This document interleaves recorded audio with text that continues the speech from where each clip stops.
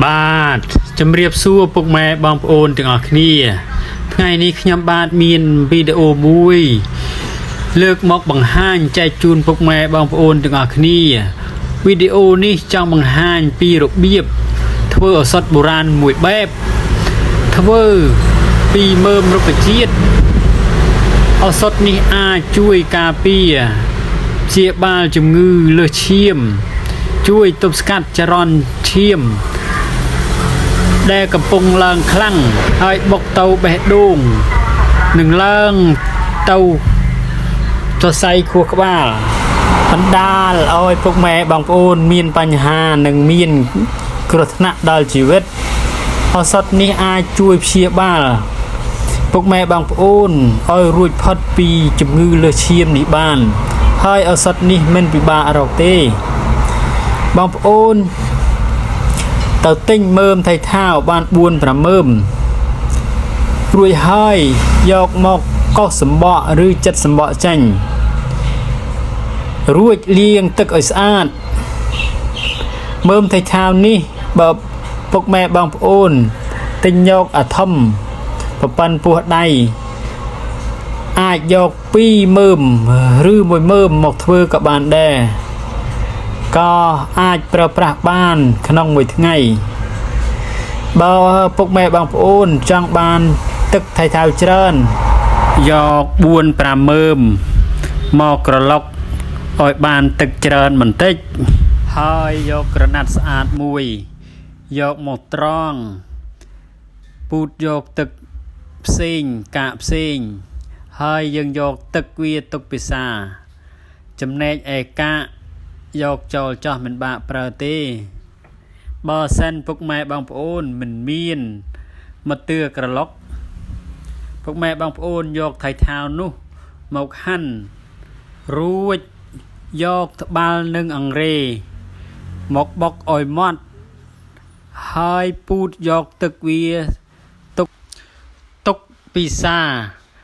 បើពុកម៉ែបងប្អូនចង់មានភាពងាយស្រួលក្នុងការធ្វើទឹកថៃថាវនេះពុកម៉ែបងប្អូនរកទិញមកទឿក្រឡុកណាដែលដាក់ក្រឡុកទៅចេញទឹកផ្សេងកាកផ្សេងនោះនឹងមានភាពងាយស្រួលរហ័សទាន់ចិត្ត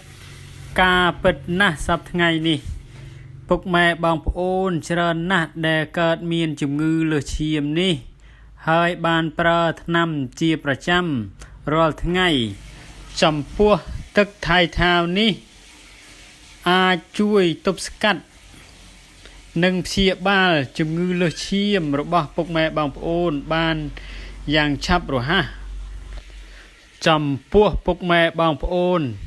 ដែលមានសម្ពាធឈាមកំពុងឡើងខ្លាំងហើយធ្វើទុកបេះដូងនិងធ្វើទុកក្នុងខ្លួនរោយកកឈឺក្បាលខ្លាំងផ្នែកខាងក្រោយឬឈឺពេញក្បាលព្រោះឈាមកំពុងបុកមកសរសៃឈាមខួរក្បាលបណ្ដាលឲ្យមានគ្រោះថ្នាក់ធ្ងន់ធ្ងរបានពុកម៉ែបងប្អូនធ្វើទឹកថៃថាវនេះពិសាភ្លាមនឹងមានអាការៈធូរស្រាលបាត់ឈឺយ៉ាងឆាប់រហ័សធ្វើទឹកថៃថាវនេះពិសាចោះកុំភ័យកុំបារម្ភថាប៉ះពាល់ដល់សុខភាពពុកម៉ែបងប្អូនព្រោះទឹកថៃថាវនេះអាចជួយដល់សុខភាពនិងជួយសម្រួលសរសៃឈាមបេះដូងនិងទប់ស្កាត់ការឡើងឈាមបានយ៉ាងឆាប់រហ័សទឹកមើមថៃថាវនេះវាមិនប៉ះពាល់ដល់សុខភាពអ្វីទេអ្នកគ្មានជំងឺលើសឈាមក៏អាចពិសាបានដូចគ្នា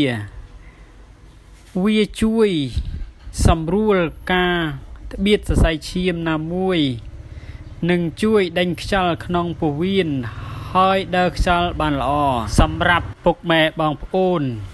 ដែលឈាមឡើងញឹកញាប់ហើយធ្វើទុកក្នុងខ្លួនពុកម៉ែបងប្អូនធ្វើទឹកថៃថាវនេះពិសា3ថ្ងៃជាប់គ្នា ហើយពិសា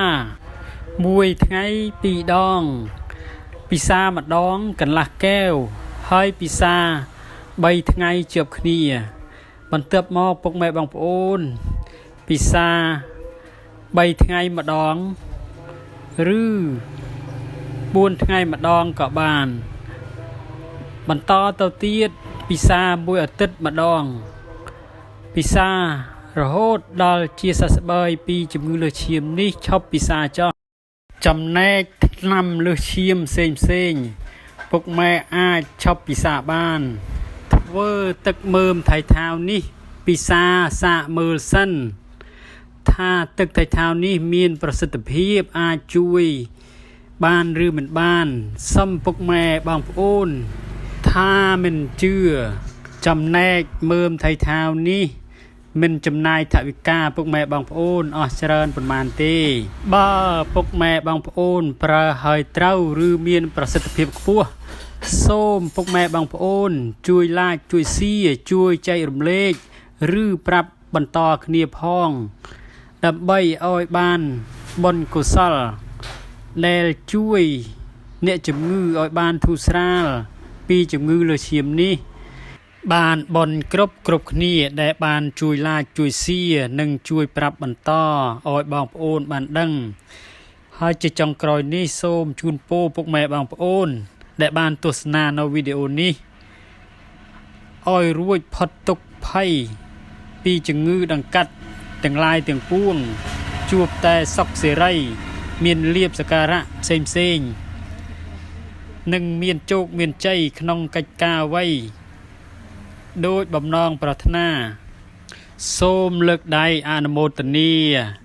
ហើយសាធុសាធុសាធុឲ្យបានបុណ្យគ្រប់គ្នាសូមអរគុណ